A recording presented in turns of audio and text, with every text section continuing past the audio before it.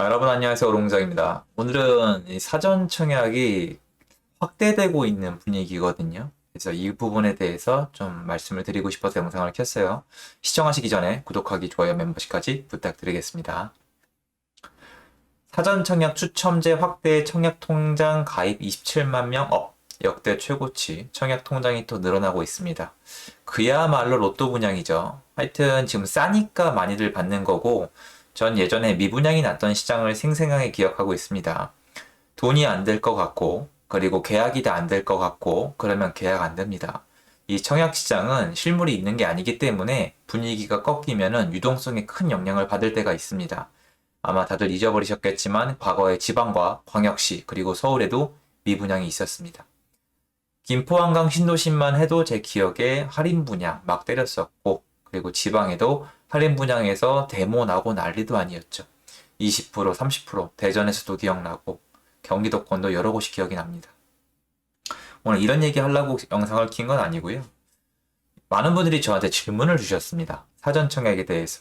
예전 이명박 정권 당시에 사전 청약을 통해서 부동산 시장을 잡았던 게 아니냐. 그때 30여 개, 35개였나 그렇죠. 보금자리 주택을 사전 청약을 넣으면서 사람들이 너무나 저렴한 사전 청약에 몰려들면서 주택을 사지 않았고 주택을 사려는 수요가 없어지면서 시장이 잡힌 게 아니냐라고 많이들 물어보세요. 그래서 이거는 이제 강의 시간에 몇 번 말씀을 드렸던 건데 요새 더더욱 중요한 점이기 때문에 좀 간략히 설명을 드리겠습니다. 이명박 정권 때 사전 청약을 많이 했던 건 맞아요. 그리고 그 당시에 부동산 시세, 특히 서울을 중심으로 많이 내려갔었습니다. 일단 팁으로 말씀드리고 싶은 건 서울은 잡혔었지만 광역시 그리고 2010년대 이후에 지방시장은 다시 불타올랐었는데요. 서울은 잡혔던 게 맞습니다. 하지만 그 당시에는 2008년도부터 입주가 있었고요. 입주가 있었고 여러 가지가 있었죠. 일자리는 지방으로 가고 귀농도 시키고 그리고 서울에 공급도 있었어요. 2기 신도시가 그 당시에 계속 공급이 있었습니다. 그렇기 때문에 경기도에서 전세를 든든하게 받쳐줬죠. 지금에 비하면 다주택자가 그나마 전세를 놓을만 했었고요. 무엇보다 임대법이 지금과 달랐기 때문에 그래도 사람들이 사전 청약을 넣으면서 전세로 충분히 집을 구할 수 있었습니다. 그렇게 사람들이 사전 청약을 넣으면서 전세 시장으로 빠져들다가 결국 일어났던 현상이 전세 난민이에요. 미친 전세가 전세 난민. 2013년, 14년에 이게 절정에 달했고 박근혜 정권 때 이 전세 난민을 해결하기 위해서 다주택자 양성처럼 보이는 부동산 시장의 규제를 풀어주는 그런 정책이 나왔었고 지금까지도 욕을 먹고 있습니다. 즉 사전 청약을 늘리면 전세 수요가 올라간다는 것 그리고 매매를 못하게 하면 결국엔 집이 필요하기 때문에 그래도 전세나 월세로 간다는 거에 대해서는 분명히 말씀을 드리지만 그 사전 청약 때문에 주택시장이 잡힌 부분도 전 인정을 합니다. 왜냐? 주택의 공급이 있었고, 즉, 매매, 구축 매매, 신축 매매, 그리고 전세의 공급이 일정 이상 충분히 되고 있는 상황에서 엄청나게 저렴한 좋은 입지의 사전 청약이 있다면 사람들의 수요가 글로 향할 것이기 때문에 구축 매물에 대한 수요가 줄고 가뜩이나 공급까지 있었기 때문에 시장이 흔들렸고 시세가 실제로 잡혔었다. 인정을 합니다. 하지만 지금 시장과 다른 게 뭘까요? 예, 맞습니다. 지금은 실제로 집이 필요하신 분들이 집을 구해야 되는데 이 공급이 없어요. 신규 공급도 많이 쪼그라들었고요. 경기도 신규 공급 2017, 18, 19, 20까지 역대급으로 많았습니다. 가장 많았는데 그때 인허가를 안 했죠. 올해, 내년, 내후년 수도권의 입주 물량 계속 줄어들고요. 그리고 아시겠지만 양도세 강화 때문에 구축 매물도 이미 줄어들어 있는 상황에서 임대법도 바뀌었고 다주택자가 많이 줄었기 때문에 전세도 부족합니다. 사전 청약을 늘리는 건 좋아요. 전 이게 나쁘다는 게 아니에요. 사전 청약 늘리면 수요가 줄어듭니다. 왜? 사전 청약 받으려면은 아시겠지만 주택을 사면 안 되니까 주택을 매수하려는 분의 수요가 줄어드는 건 분명히 맞아요. 근데 문제는 뭘까요? 이 줄어드는 수요보다 공급이 더 적다면 그러면 그나마 지금 바로 집이 필요하신 분들은 그래도 집을 살 수밖에 없다는 거예요. 그리고 집을 사려는 수요를 줄이는 동시에 그 수요가 없어지는 게 아니라 그 수요가 매수 수요에서 전세 수요로 옮겨간다는 사실을 알아야만 합니다. 사전 청약이 추첨에 당첨이 됐다는 건 전세로 살아야 된다는 게 여러분도 아실 거예요. 그러니까 전세 공급이 충분한 상황에서 사전 청약을 하면은 사전 청약이 붐을 일으키면 당연히 매매 시세는 잡힙니다. 근데 그때도 전세가 올라갔어요. 왜? 전세 수요가 올라갔으니까. 정리해 봅시다.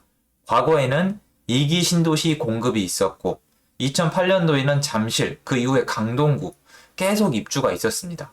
입주가 있었는데 공급이 있는 상황이죠. 신규 공급, 그리고 지금에 비해서 많은 매매 구축 공급, 그리고 전세 공급이 충분히 있는 상황에서 서울 굉장히 좋은 입지 30여 군데에 사전 청약을 이뤘고 그 와중에 일자리는 지방으로 내려보내고 사람도 지방으로 내려보내려고 했습니다.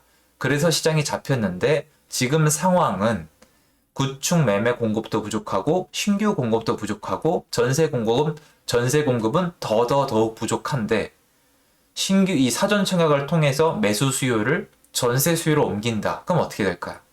그냥 맞습니다. 전세가 폭등입니다.